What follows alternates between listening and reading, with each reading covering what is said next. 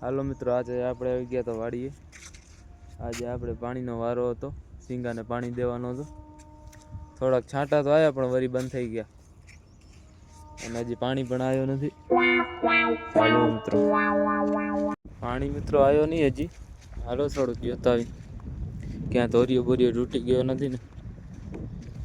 પાણી તો ચાલુ થઈ ગયો, વાંધો તો આવશે નહીં આપણાને, કેમ કે ધોરિયો તો ઊંડો છે. જોવો મિત્રો, ક્યાંય તૂટે એવો લાગતો નથી આપણને.